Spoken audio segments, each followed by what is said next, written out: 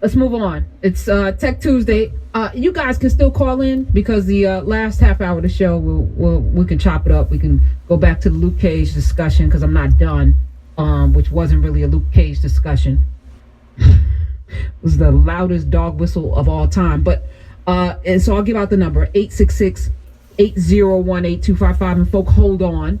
But I need to have this conversation because I've been contemplating this for a minute. Actually, a buddy of mine reached out, and there a lot of people are in these fantasy football leagues, and so he said, I just paid the commissioner said I can pay with this other kind of currency, not real money. And he said he also is a way when your friends bet each other, you can pay through this. I forgot what the name of it. He said, you got to check this out. And I'm like, wait a minute. So we don't need, well, it goes through a bank, but you barter, you bet, you pay fantasy, and all of this stuff. And I remember I was like talking with a bunch of people, as I do, about ways in which people can move with power through the system when they're not giving you loans for houses, and they jack up your rates on car loans, and when you want to start a business and they say no. Is there a way that we can collectively pool our resources to fund things in this country? So Jameson's big on this tech thing. He's our tech guy here. He's instrumental in the creation of our Party of Lincoln app. It wouldn't have happened without him. He was in the trenches and even threw a few punches too. I appreciated that. But he's been talking to me about Bitcoin for a while. Last week we had somebody on who's doing some funding in this space, and our present guest is the founder and managing director of Agentic Group, Mr. Rick Willard. Welcome to the Karen Hunter Show. Thanks, Agentic. What is that? What's the origin of Agentic? Agentic simply means proactive. I like it means that. Self-reflecting and action-oriented. I'm looking at you when you walk down. At first glance, I said, "Oh, this man is from Asia, Southeast Asia." I thought you were Indian, right? But now I can see you. I need glasses. You're a man from the global majority. You're Nubian. You're black man. You're black man. Yes, okay. Yes. My father was Jamaican. My mother is the typical Southern black, Irish, black. Cherokee. You're black. Okay. I'm a black American. Okay.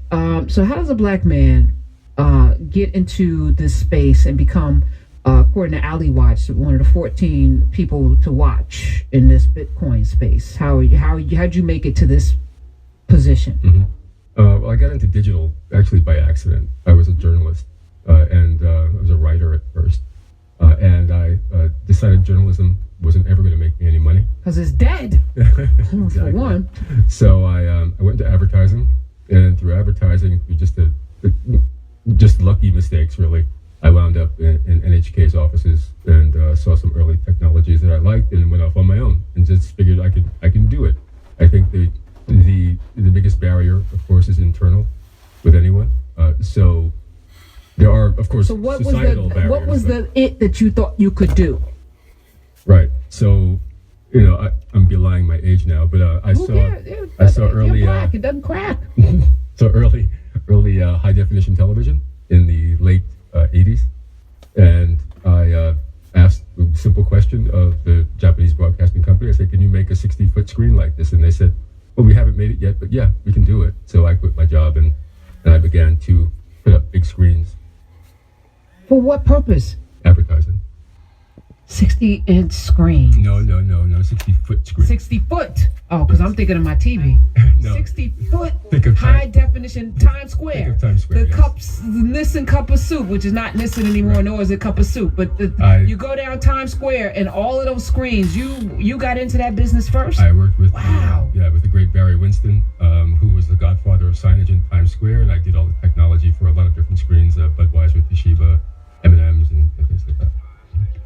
We've been talking on this show about tech. Of course, we have Tech Tuesday, and we hashtag the We Own Tech as our mantra.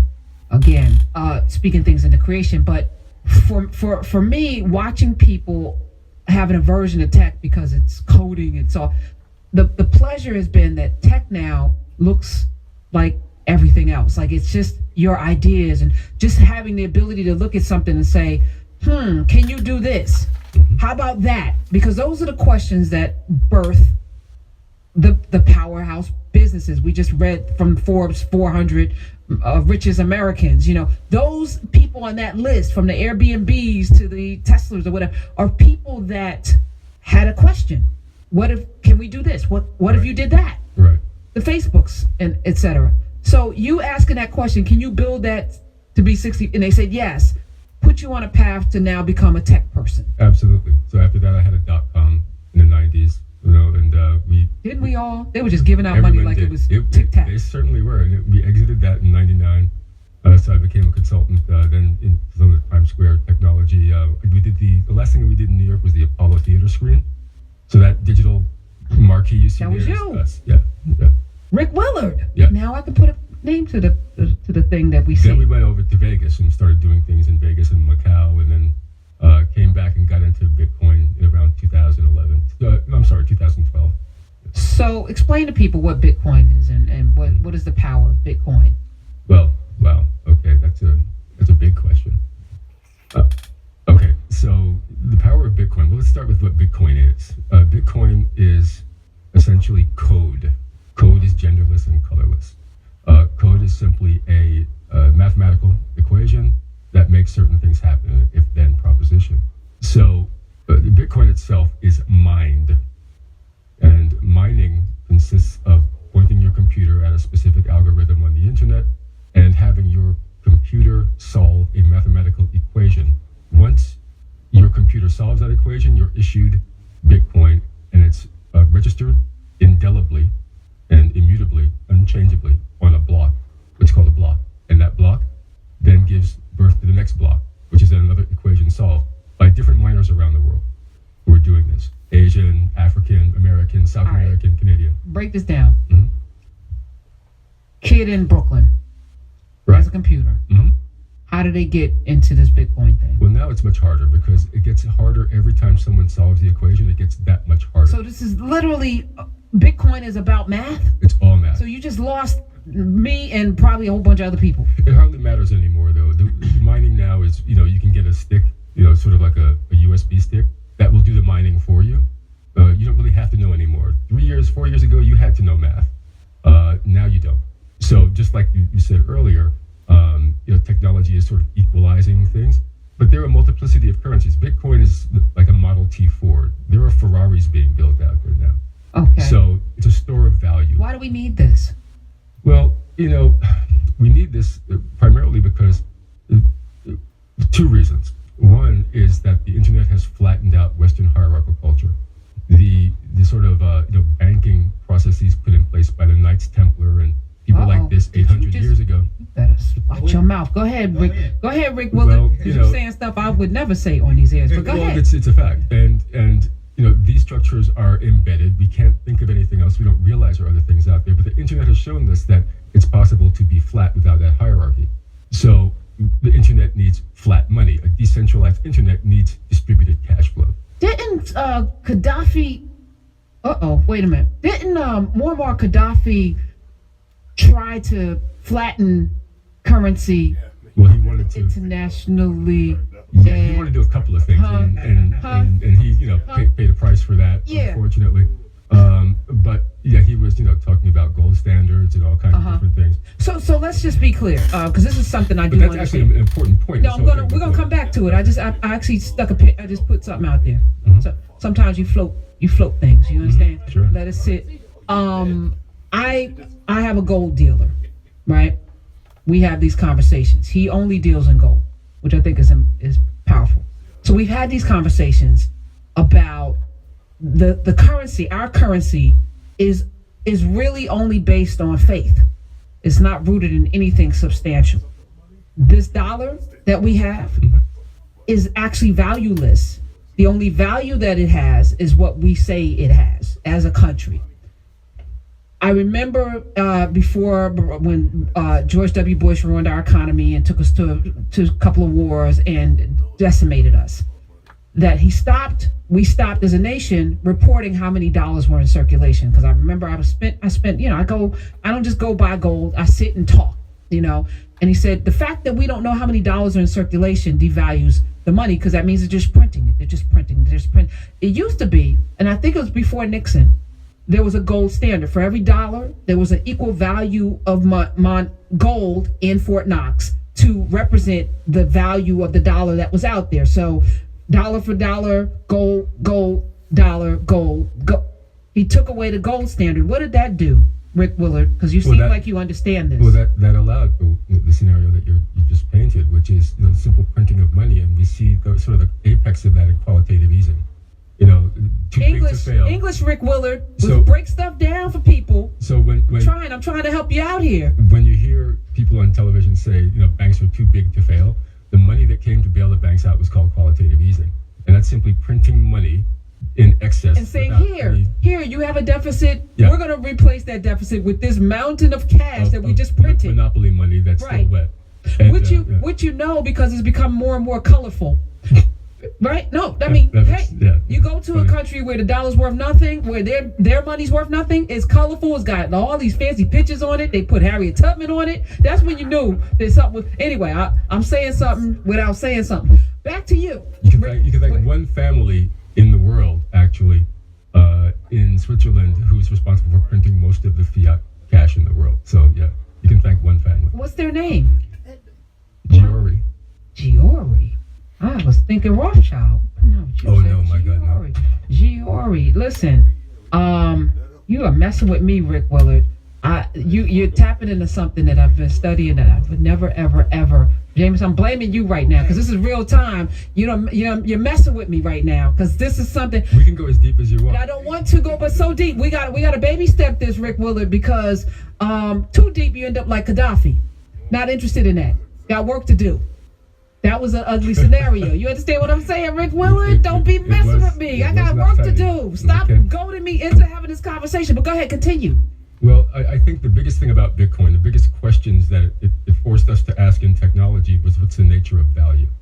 And, just as you were saying earlier, gold, what's the nature? Gold really has no value. It looks pretty and, women like it when you give it to them. But quite frankly, it has no value anymore as a conductor of electricity. We have man-made materials. Isn't silver even better, a conductor? Silver is even better. But, gold is good. Gold is actually really good. But we have, rare earth materials and other things now that we can dig up out of the ground. And they're much more, efficient and precise. But that's beside the point. Every idea of value is basically consensus hallucination. That we decide as a group, this has value. Could be cowrie shells. Could be dollar bills. It has been different things over time. Right. Could be blankets. Currency has been Currency a lot is of where things. You find it. So Bitcoin was able to thrive really in the gaming community, as you pointed out early on in the early part of it. But now it forced us to ask certain questions. So that's why we at the Gentic Group talk about the Internet of Value, because that's what's happening now. Value creation on an unprecedented scale. So if you can have consensus with disparate people around the globe, different people in different countries, who agree on one thing, and that thing has value, then essentially you can create a currency around it. That's the big idea of the 21st century. That is where trillions of dollars of value are about to be created. It's about to explode. How big is this right now? 866-801-8255 is the number. It's the Karen Hunter Show. We're talking with Rick Willard, founder and managing director of Agentic Group. We're talking about Bitcoin, but we're talking about value. Yeah. A lot of what we do here on the show, is kind of challenging our deep-seated value system and things that we hold, like religion. People, I'm Catholic. Well, why are you Catholic? Well, I was raised Catholic. Well, what does that mean? And when you start to go down the rabbit hole, very few people can actually defend or they get defensive about their position instead of just letting it go and saying, okay, let's examine this. Political parties, race. Things that don't really have any tangible value outside of what we agree that it has, right? So you're talking the same thing about currency, which, I talk about currency from the standpoint of Black Wall Street and currency, just by its nature, the word itself means to flow, right? It's supposed to flow. So currency in Black Wall Street, Tulsa, Oklahoma, it circulated throughout that community 36 to 100 times. It took a year for $1 to leave the community. That's power. how does the Bitcoin currency work? Right. So Bitcoin is essentially peer-to-peer money. And it's the real value of any digital currency is that you can transfer it directly to someone else with your mobile phone. You can push it to somebody else, and that's your transaction. It doesn't go through the banks. It doesn't go through any third party. How's it money if it doesn't go through the banks, Rick Willard? Well, it's value. You see, that's the difference. It's not money in the traditional sense, the quote-unquote traditional sense. It's value creation, again, thinking very differently. As long as you agree that it has value, then you accept it. And, thousands of businesses now accept Bitcoin. All right, so let's go back again to the accumulation of this. Mm-hmm. All right. Mm-hmm. So I accumulate it through an algorithm, which is a mathematical equation that you can use a disk drive or, a thumb drive to do the whole... It's actually just cheaper to buy it now. You could just buy it, but you have to buy it with money that you get from the bank. That's right. Okay. You can do that, yes, you can do that. Or you can go trade it. You can go take your own dollar bills. There are lots of places, lots of cities have what they call Satoshi squares, where you can just give somebody $10 and they'll give you $10 worth of Bitcoin on your phone, in your wallet. Okay. All right. And so what's different then from that and anything? Once you've converted into Bitcoin, then you have a different process, right? You don't have to go, you'll never get charged a transmission fee, again, by a bank. You can send money directly to people in other countries as far as remittance platforms. If you are living in, say, if your family is in Africa and you're working here, you no longer actually, and there are programs set up like this, you no longer have to go through a bank. The remittance industry has 7 levels of payments before your money gets to, say, Africa. Right. So, the vig on that can be, Western Union can charge as much as 12 to 20 to what does this do to Western Union? Western Union is in... What does it do to them? Well, they've been in crisis mode for a year now, and they've actually teamed up with some Bitcoin people whom I know personally, who and they're trying to figure it out. But right now, they're stuck. They're in limbo. Right, they're not sure what to do. Okay, 866-801-8255. I'm not completely sold on it. I feel like, they have waves in this country of things that can happen and then they don't happen. This is here to stay. This is okay. Unstoppable, actually, because once it's a global phenomenon. It's not just a U.S. phenomenon. It's just not happening here. It's happening in China. People who can't take more than $50,000 out of China. You have a country minting new millionaires every month. That is true. We're trying to get out of that country and get their money out. So what do? They buy Bitcoin. One of the largest miners in the world of Bitcoin is China. So how do they get out? They still can't get out. They buy Bitcoin and they transfer it on their phones other places. To someplace else, and they say, I'll meet you there. And they take a you better have my money. They already know it's there. It's traceable. You know it's there. Right, I'm going to take a couple calls. You ready for this? Sure. We're talking with Rick Willard, founder and managing director of Agentic Group. We're talking about Bitcoin. Ed in New York. Welcome to the Karen Hunter Show. Hi, good evening, Karen. The reason why you're not sold on Bitcoin is because Bitcoin is not safe. It's hackable, and it's not even as safe as your credit card in your pocket. So first of all, I want to clear up some information that was wrong. He called it qualitative easing. It's called quantitative easing. That's number one. That was the first thing I heard. That's true.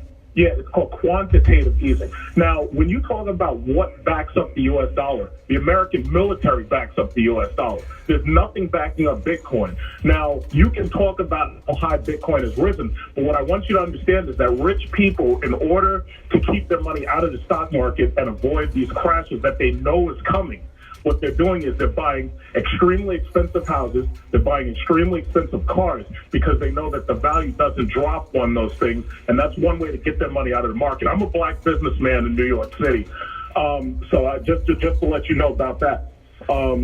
Now, as far as Karen talking about Bitcoin, about how you mine Bitcoin, you have to have a very powerful computer to mine Bitcoin. Now you do. In the beginning, you didn't. Now, no, in the beginning, or you even don't. There are mining pools that allow you to actually gang your computing, basically chain your computing power to others, and then create what the big data mining centers like they have in China, which are $10 million centers. But I have to back up for a second, Ed. Just excuse me, because one thing you said was you were right about qualitative and quantitative easing. That was a misspeak by myself.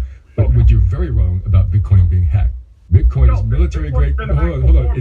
It's military grade cryptology. You really cannot hack it. What you can hack are the wallets and the browsers that transfer the value. You can hack those, and those have been hacked. Wait. Hold on. The actual blockchain itself, and this is a fact, has never been hacked. What is hacked is the points of entry that where you transfer the Bitcoin. Those have been hacked and are hacked regularly, yes. Here's the thing. The problem with Bitcoin is that you can hack certain points of transfer because even with one of those digital wallets, those things are hackable. Now, you may But not you can't hack Bitcoin itself. No, you cannot hack Bitcoin. But you can, as I just said, the points of entry are the hackable areas. That's been proven. That happens every day. But most hacks, like everywhere else in the world, are internal. Right? So that's where you have to watch out too. Hold on 1 second. I'll make it this simple. Bitcoin will be a respectable and acceptable currency when the IRS allows you to pay your taxes with it. Because at this point, the government does not recognize most cryptocurrencies. Yeah, but that's the U.S. So what you're doing is you're implicitly saying that the U.S. is in charge of everything. This is a global phenomenon. Japan is actually accepting Bitcoin as currency for their post office. Tunisia has all of their fiat on a blockchain right now. There are countries and other people in the world moving this forward. The U.S. is quite far behind, quite frankly, and we're in a sad shape. As all of this is being written. Rick Willard. Wait a minute. So what you're basically saying is that there's an impending new world order where there will no longer be any boundaries, where America would no longer be the superpower, because he has a point with the military. Mm-hmm. We don't play that. Exhibit A, Gaddafi. He's right about that. So, but what you're saying is the rest of the world is basically coming together. Oh my gosh! The rest of the world doesn't care what we think about this. Oh my gosh! This is a little disconcerting, a little bit at the same time exciting, but I'm just nervous because what you're talking about. I ain't even gonna say it. I can't put it out there. I can't. Why can't the U.S. live in a global community? Why? We ain't been living value. We've been listen.